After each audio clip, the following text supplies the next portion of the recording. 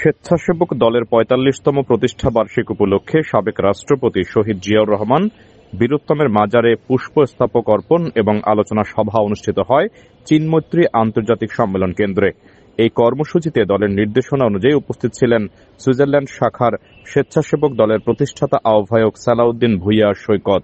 প্রিয় দর্শক, দেশ ও দেশের বাইরে থেকে যারা সবসময় আমাদের সাথে থাকেন সবাইকে সাদর আমন্ত্রণ জানাচ্ছি। আজকে আমাদের সাথে উপস্থিত আছে সুইজারল্যান্ড শাখার স্বেচ্ছাসেবক দলের প্রতিষ্ঠাতা আহ্বায়ক জনাব সৈকত ভূঁইয়া। আমরা ওনার কাছে কিছু প্রশ্ন রাখব।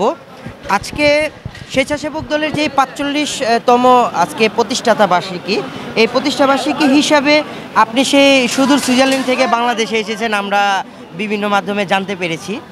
তো আজকে আপনার আসলে কি কি দিক নির্দেশনা ছিল এবং এখন পর্যন্ত কি করেছেন?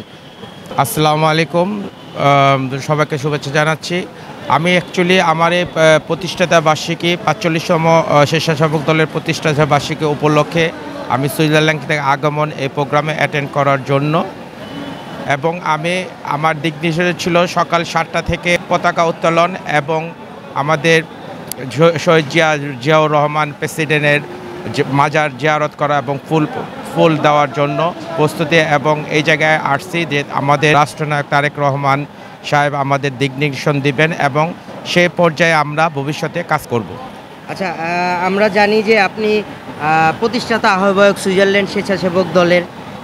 আপনার ওইখানে যারা নেতাকর্মী আছে, সামনেই তো নির্বাচন, এবং সাধারণ যারা জনগণ সুইজারল্যান্ডে আছে তারা আসলে বাংলাদেশে এসে যে ভোট দিবে সেটার জন্য কি কি পদক্ষেপ নিয়েছেন?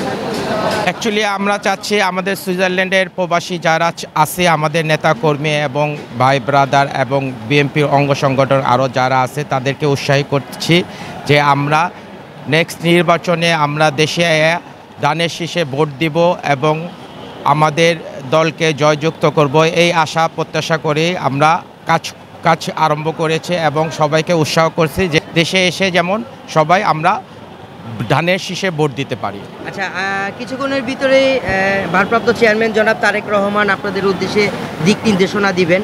আপনি একজন মেসেঞ্জার, এই সুইজারল্যান্ডে গিয়ে আপনার যারা নেতাকর্মী আছে তাদেরকে তো অবশ্যই আপনি মেসেজটা পৌঁছিয়ে দিবেন।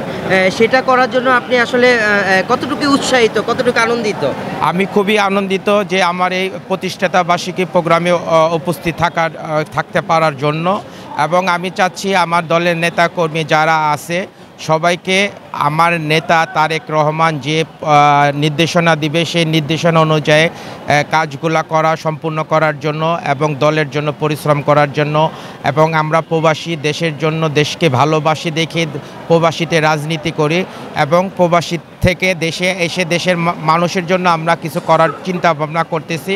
ভালো কিছু যেভাবে আমাদের সুযোগ সুবিধা হয় আমরা দেশের মাটিতে এসে দেশের মানুষের ভালোবাসা পেতে চাই। আসলে আপনার অভিভাবক যারা কেন্দ্র কমিটিতে আছেন, প্রবাসী আন্তর্জাতিক বিভিন্ন পদে আছেন, আপনি ওনাদের জন্য আসলে কি কি শুভেচ্ছা দিতে চাচ্ছেন এবং ওনাদের নামগুলো যদি একটু বলতেন? আমার প্রথমেই আমি বলতে চাইছি আমার দলের যে সভাপতি এস.এম. জিলানি ভাই এবং রাজীব আহমেদ এবং আন্তর্জাতিক সম্পাদক আমার ফ্রেন্ড সেলিম হোসেন এবং ফকির আহমেদ, আরও অনেকেই আছে। সবার নাম বললে তো এখানে আমি বলতে পারতেছি না, এজন্য আমি সবাইকে আমার অগ্রিম ফুলের শুভেচ্ছা এবং ভালোবাসা জানাচ্ছি। জি, আপনি এত ব্যস্ততার ভিতরে আমাদেরকে আপনি যে সময়টা দিয়েছেন এর জন্য আমরাও আন্তরিকভাবে আপনার কাছে কৃতজ্ঞ। আপনি আমাদের রেভিডেন্স একজন যোদ্ধা বাংলাদেশের জন্য, এবং দেশের নাম উজ্জ্বল করে সেই সুদূর সুইজারল্যান্ডে আপনি স্বেচ্ছাসেবক দলের প্রতিষ্ঠাতা আহ্বায়ক। আপনাকে অসংখ্য ধন্যবাদ। থ্যাংক ইউ, সবাইকে ধন্যবাদ।